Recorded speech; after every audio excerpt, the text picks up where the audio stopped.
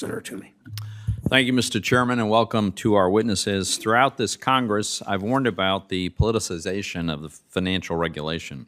Some bank regulators are increasingly straying outside of their mandates into politically contentious issues. Take global warming, for instance. In September, the Fed announced a, quote, pilot climate scenario analysis exercise, end quote, with 6 of the largest U.S. banks. Now, we're told that this is merely an exercise in ensuring that banks understand their risks. But the data, including the Fed's own research, shows there's no physical risk to banks from severe weather events. The only other risk is so-called transition risk. And we also know that banks are fully capable of pricing risks into their business decisions, including risks from changing customer preferences over time. So the real risk here is political. My worry is that an attempt to somehow quantify this political risk will eventually result in regulations designed to allocate capital away from carbon-intensive companies. It appears some bank regulators are already committed to doing just that. For example, the Fed, the FDIC, and the OCC have all joined the Network for the Greening of the Financial System. This is an international group of financial regulators with the stated aim to, and I quote, mobilize mainstream finance to support the transition toward a sustainable economy, end quote. In other words, their goal is to allocate capital away from carbon-emitting industries to those deemed to be sufficiently green. Now, let me emphasize, the Fed, the FDIC, and the OCC have all joined this group. The NCUA has also warned that credit unions, and I quote, may need to consider adjustments to their fields of membership as well as the types of loan products they offer, end quote, and that's because of global warming. So here's the reality. Some unelected financial regulators want to accelerate the transition to a low-carbon economy by misusing their powers to allocate capital away from traditional energy companies. But addressing global warming requires really difficult political decisions. It involves trade-offs. And in a democratic society, these kinds of trade-offs have to be made by elected and accountable representatives of the American people who are held accountable through the political process. Now, I supported Vice Chairman Barr's nomination, despite a number of policy differences I have with him, based in part on his commitment to stick to the Fed's narrow mandate. At his confirmation hearing, Vice Chairman Barr stressed that the Fed, and I quote, should not be in the business of telling financial institutions to lend to a particular sector or not to lend to a particular sector, end quote. I thank him again for that clarity, and I urge him to keep to that commitment.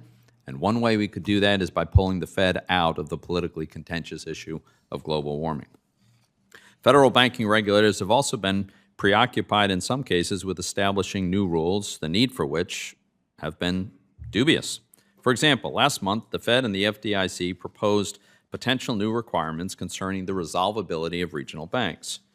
Now, this proposal seems to be predicated on the assumption that the only realistic option to resolve a large regional bank would be to sell it to an even larger bank.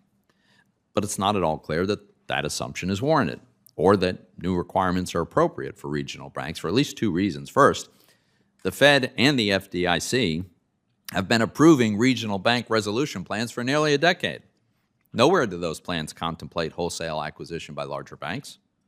Second, large regional banks have more than doubled their loss-absorbing capital since the financial crisis, and this dramatically improves their resiliency and dramatically decreases the likelihood that they would need to be resolved. Now, maybe some regulators seem to think that benefits of new regulations always outweigh the cost, but we know that regulation is not without cost. And as regulation increases, financial activities will continue to migrate out of the banking system as they have been doing in recent years. Now, while some of our banking regulators have been distracted, they've failed to address real challenges facing the financial system. For example, last year, the Fed, the FDIC, and the OCC committed to providing greater clarity on the involvement of banks in crypto activities, such as providing custody services or issuing stablecoins. Well, over a year later, they've still provided no public clarity. And during that same period, we've seen several high-profile collapses of crypto companies, including a very prominent example just last week. I think it's very possible that customers harmed by these collapses would have been better off if their crypto assets had been safeguarded by regulated banks that have been providing custody services for other kinds of assets for literally hundreds of years. But many banks have been pressured by you not to provide crypto-related services until your agencies provide this clarity, which just hasn't been forthcoming. I will note, however, that Chairman Harper seems not to have pursued this pressure campaign with credit unions. In fact, he's issued guidance for credit unions on partnering with crypto companies or using distributed ledger technologies.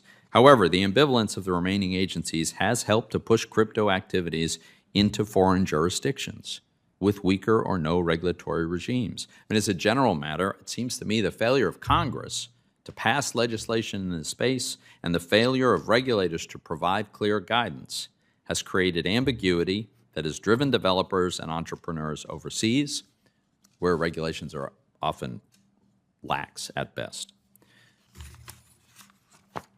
One other item I want to highlight before we start the rest of the discussion, and it's the deteriorating liquidity in the U.S. Treasury market.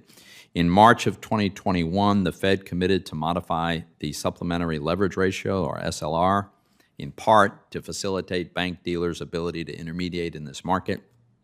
Over 18 months later, the Fed still has not acted. Now, I understand Vice Chairman Barr has only been in this role for 4 months, and he has reasonably suggested that potential amendments to the SLR should be in the context of reviewing all capital requirements. I understand that. But we really should recognize that a significant decline in Treasury market liquidity is already occurring, and absent an improvement, I'm afraid that the Fed might one day decide it has to intervene by restarting bond purchases, which would be quite contrary to its current mission of getting inflation under control. What I hope I'll hear from our banking regulators today is that they will prioritize these and other real challenges and not stray beyond their mandates into politically contentious issues or establish unnecessary new regulatory burdens. Thank you, Mr. Chairman.